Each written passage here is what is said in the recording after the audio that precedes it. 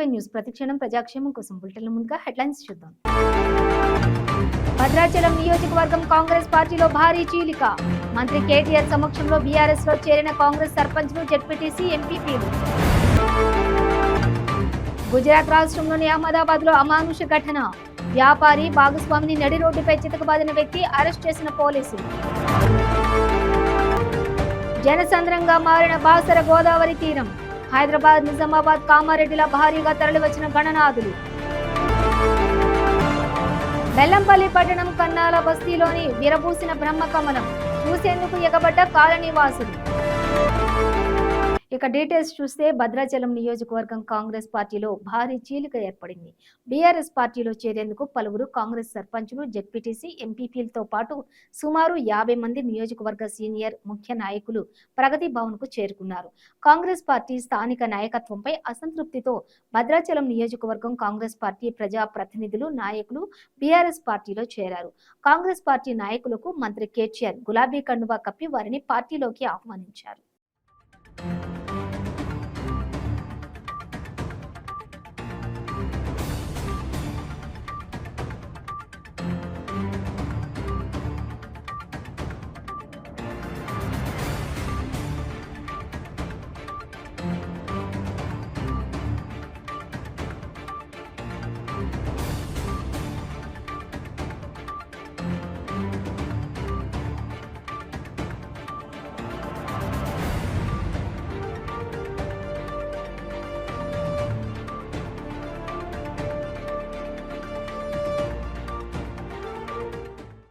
గుజరాత్ అహ్మదాబాద్ లో మోసిన్, బోధక్ దేవ్ ఇద్దరూ కలిసి సింధు భవన్ అనే స్పా సెలూన్ నడుపుతున్నారు.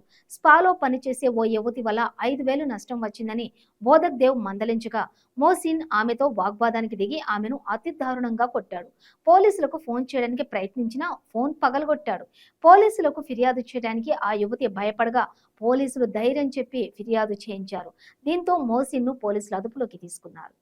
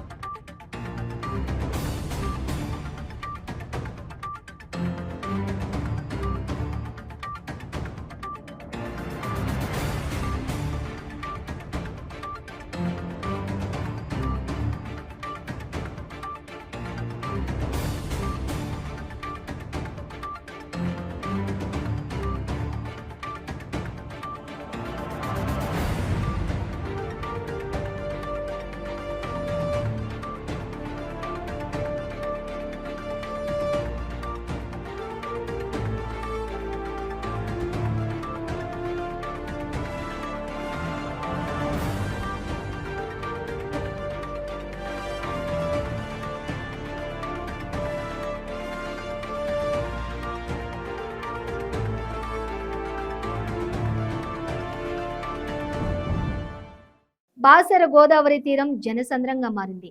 మహారాష్ట్రలోని ధర్మాబాద్, ఇటు హైదరాబాద్, నిజామాబాద్, కామారెడ్డిల నుండే కాకుండా చుట్టుపక్కల ప్రాంతాల నుండి కూడా వినాయక విగ్రహాలు భారీగా తరలివచ్చాయి. అర్ధరాత్రి నుండే భక్తుల రద్దీ పెరిగిపోయింది. దాంతో పోలీసులు 1 వే విధించారు. నిజామాబాద్ నుండి వచ్చే వాహనాలను గోదావరి నదిలో నిమజ్జనం అనంతరం బాసర నుండి నయాగం, కందకుర్తి మీదుగా వాహనాలను మళ్లించారు. 6 క్రేన్ల సహాయంతో వినాయకులను నిమజ్జనం చేశారు.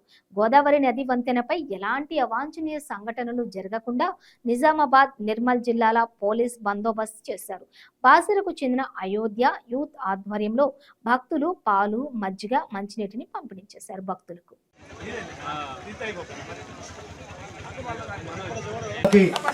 సపోర్ట్ చేసి అందరినీ కూడా ఒక గూటికి చేర్చి ఇంత సక్సెస్ఫుల్ గా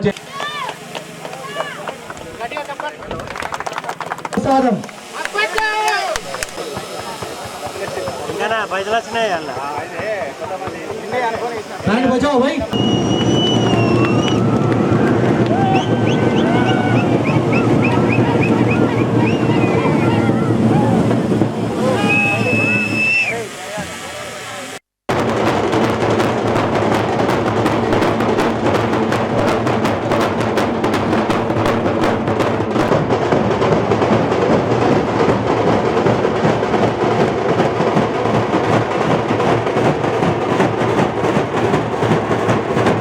సందర్భంగా మన అంజన్పుత్ర నుండి విగ్రహ ప్రతిష్టాపన చేసిన కేదార్నాథ్ సమేత వినాయకుని విగ్రహాన్ని ప్రతిష్టాపించి 9 రోజులు నవరాత్రులు ప్రతిరోజు నిత్యాన్నదానం నిర్వహిస్తూ రోజు నిత్యాన్నదానంలో 5,000 మంది ప్రజలు పార్టిసిపేట్ జరిగింది.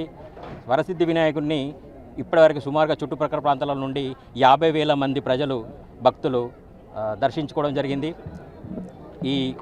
ఈరోజు ముఖ్యంగా మన కంపెనీ నుండి మన మండపం నుండి 101 కేజీ లడ్డూని ఫ్రీగా కూపన్ ద్వారా అందరికీ అందుబాటులో ఉంచడం జరిగింది. దీనిని చుట్టుప్రక్కల ప్రాంతాల్లో అందరూ కలిసి ఒక 16,000 మంది ప్రజలు వినియోగించుకోవడం జరిగింది.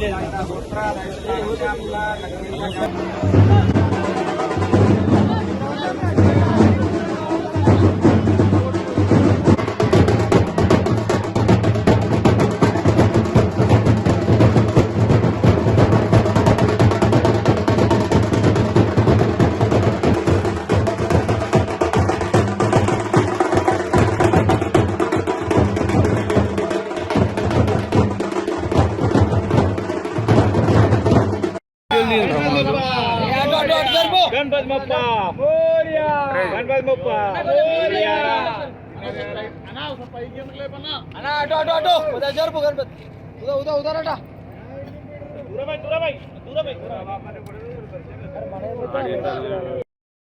अरे बाबू बढ़िया स्टोरी अना मुंचो लेको अना मुंचो लेको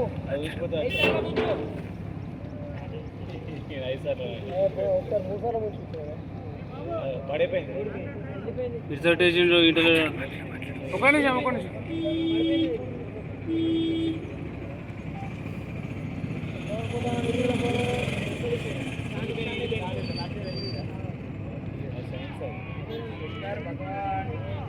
మంచిర్యాల జిల్లా బెల్లంపల్లి పట్టణం కన్నాల బస్తీకి చెందిన రమేష్ లావణ్య దంపతులకు చెందిన ఇంటి ఆవరణలో రాత్రి బ్రహ్మకమలం విరబూసింది.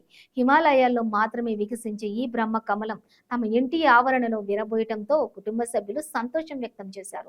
బ్రహ్మకమలం పుష్పానికి మంగళ హారతులిచ్చి కొబ్బరికాయలు కొట్టి ప్రత్యేక పూజలు నిర్వహించారు. ఈ సందర్భంగా వారు మాట్లాడుతూ ఎన్నో జన్మల పుణ్యఫలం ఉంటే తప్ప ఇంటి ఆవరణలో అరుదైన బ్రహ్మకమలం విరబూస్తుందనే నమ్మకం అన్నారు. ఇక అరుదైన బ్రహ్మకమలం పుష్పం విరబోయడానికి 25 రోజుల సమయం పడుతుందన్నారు. బ్రహ్మకమలం రాత్రి మాత్రమే విరబూస్తుందన్నారు. బ్రహ్మకమలం విరబూసిన సమయంలో వెదజల్లే సువాసన కొన్ని మీటర్ల వరకు వ్యాపిస్తుందన్నారు. బ్రహ్మకమలం విరబూసిన తర్వాత కొన్ని గంటలు మాత్రమే విచ్చుకొని ఉండి తర్వాత వాడిపోతుందన్నారు. బ్రహ్మకమలాన్ని చూడటానికి స్థానికులు తరలివచ్చి దర్శించుకొని తమ భక్తిని చాటుకున్నారని వారు వెల్లడించారు.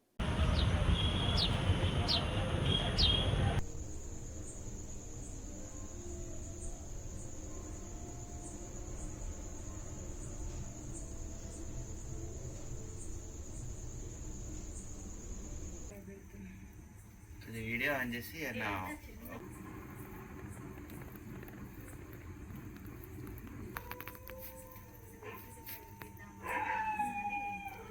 కానీ చాలాసేపు తీయాలి.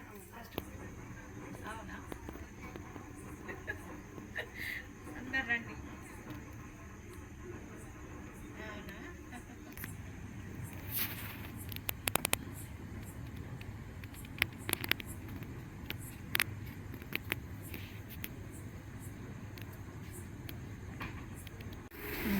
మంచిర్యాల జిల్లా బెల్లంపల్లి పట్టణములో కర్ణాల బస్సు 1వ వార్డు. మా ఇంట్లో బ్రహ్మకమలము గురువారం రాత్రి విరబూసింది. అది పోయడంతో మాకు ఎంతో సంతోషంగా ఉంది. విరబూసిన బ్రహ్మకమలానికి దీపారాధన చేసి కొబ్బరికాయలు కొట్టి ప్రత్యేక పూజలు చేసినాం. భద్రాద్రి రామయ్యను ఆంధ్రప్రదేశ్ రాష్ట్ర media academy chairman Kommineni Srinivasa Rao దర్శించుకున్నారు. ఈ సందర్భంగా ఆలయ అధికారులు, అర్చకులు ఆలయ మర్యాదలతో స్వాగతం పలికారు. అనంతరం ప్రత్యేక పూజలు నిర్వహించారు. శ్రీనివాసరావు మాట్లాడుతూ భద్రాచలం శ్రీ సీతారామచంద్ర స్వామి వారిని దర్శించుకోవటం అదృష్టంగా భావిస్తున్నానని అన్నారు. ఆలయ విశిష్టతలను శ్రీనివాసరావుకు అర్చకులు వివరించారు.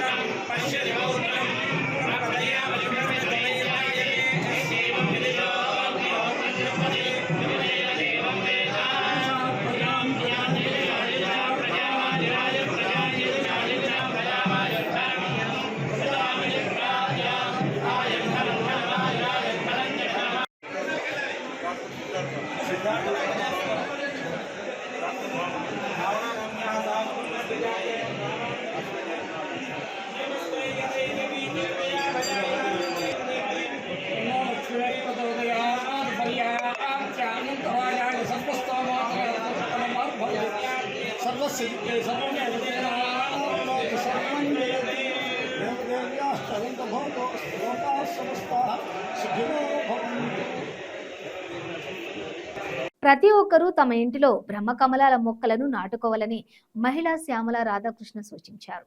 మదనపల్లె పట్టణంలోని సొసైటీ కాలనీ నందు ఉన్న వారి ఇంటి పెరటిలో బ్రహ్మకమలం పువ్వులు విస్తారంగా పూశాయి. ఈ సందర్భంగా ఆమె మాట్లాడుతూ ప్రకృతి దేవుడు అందించిన వరమని ఎవరూ దానిని ధ్వంసం చేయవద్దని హితవు పలికారు.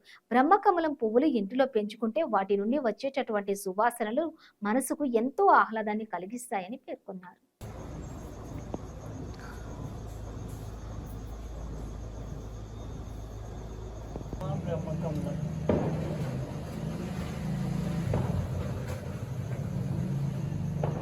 ఆ ఫ్లేవర్ ఫ్రాగ్రెన్స్ కూడా చాలా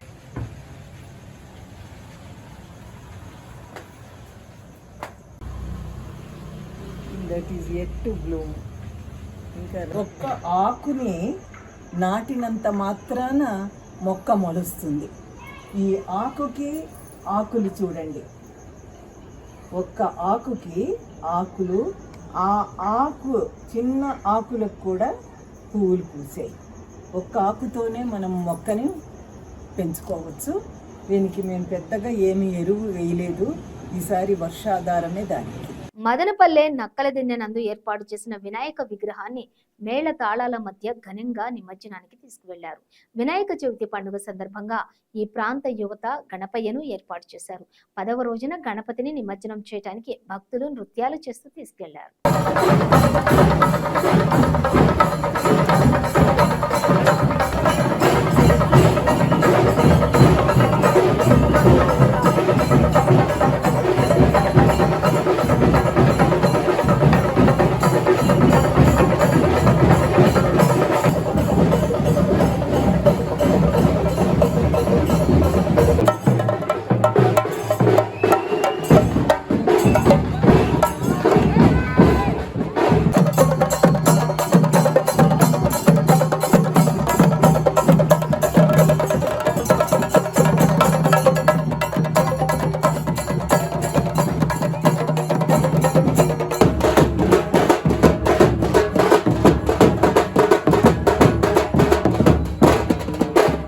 ఏపీలోని వినాయక చవితి వేడుకల్లో అశ్లీల నృత్యాలు వెలుగులోకి వచ్చాయి. విశాఖ పద్మనాభం మండలం మధ్యలో పోలీసులు సాక్షిగా అశ్లీల నృత్యాలు బయటపడ్డాయి.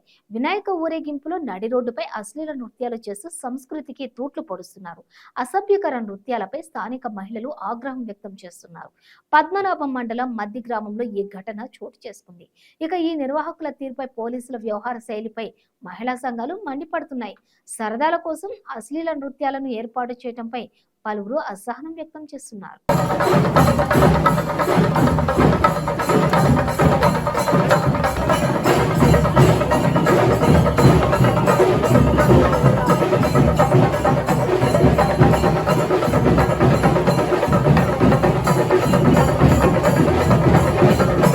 మన శరీరంలో గుండె చాలా ముఖ్యమైన అవయవం అని, నడవటం వలన గుండె ఆరోగ్యంగా ఉంటుందని, తద్వారా రక్త ప్రసరణ బాగా జరిగి శారీరక ఆరోగ్యం, మానసిక ఆరోగ్యం బాగుపడుతుందని కాకినాడ జిల్లా ఎస్పీ సతీష్ కుమార్ పేర్కొన్నారు. కాకినాడ మెయిన్ రోడ్ లో గల అపోలో హాస్పిటల్ వద్ద వరల్డ్ హార్ట్ డే పురస్కరించుకుని 3K వాగ్దాన్ నిర్వహించారు. ఈ కార్యక్రమానికి Apollo hospital medical superintendent doctor Chatterjee అధ్యక్షత వహించగా జిల్లా ఎస్పీ సతీష్ కుమార్ ముఖ్య అతిథిగాను, అడిషనల్ ఎస్పీ శ్రీనివాస్ విశిష్ట అతిథిగాను పాల్గొన్నారు. ఈ సందర్భంగా ఎస్పీ సతీష్ కుమార్ మాట్లాడుతూ శరీర అవయవాలలో గుండె చాలా ముఖ్యమైన అవయవమని, అటువంటి గుండెను సంరక్షించుకునేందుకు ప్రతి ఒక్కరు కూడా పౌష్టికాహారం తీసుకుంటూ నిత్యం వ్యాయామం చేయాలని జిల్లా ఎస్పీ సతీష్ కుమార్ పేర్కొన్నారు. అనంతరం జిల్లా ఎస్పీ సతీష్ కుమార్ బెలూన్స్ ను గాలిలోకి వదిలి జెండా ఊపి వాగ్దాన్ ను ప్రారంభించారు.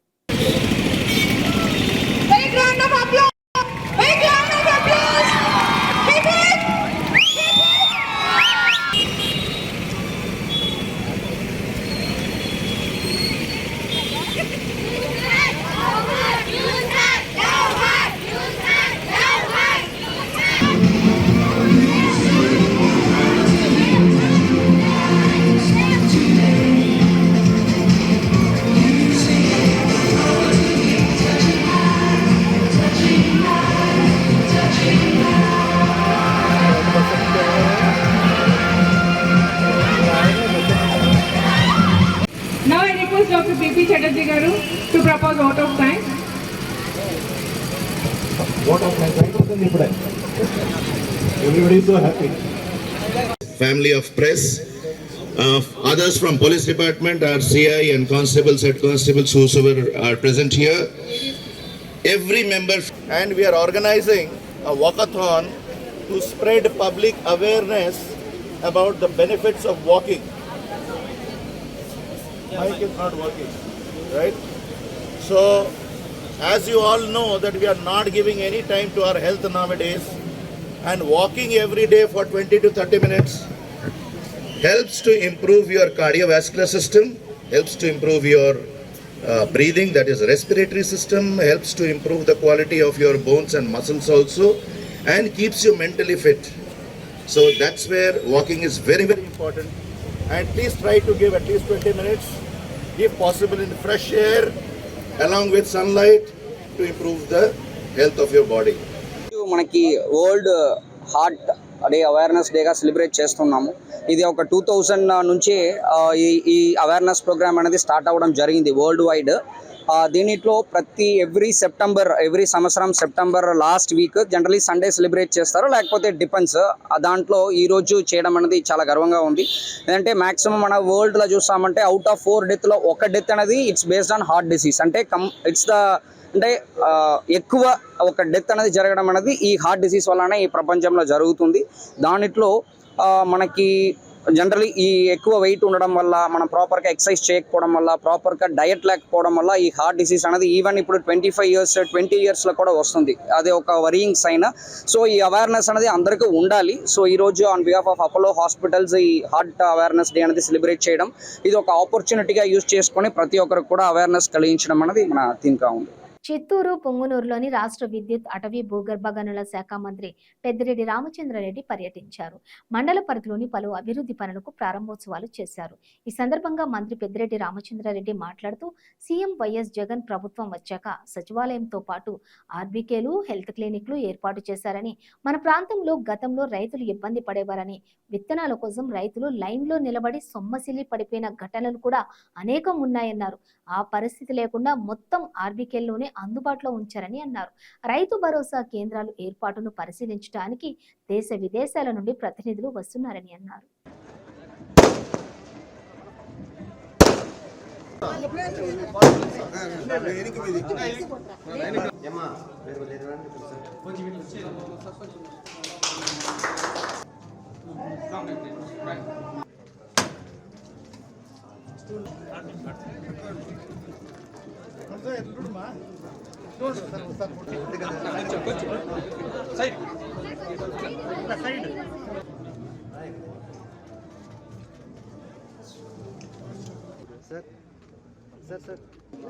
సింగూరుగొట్ట గ్రామ పంచాయతీలో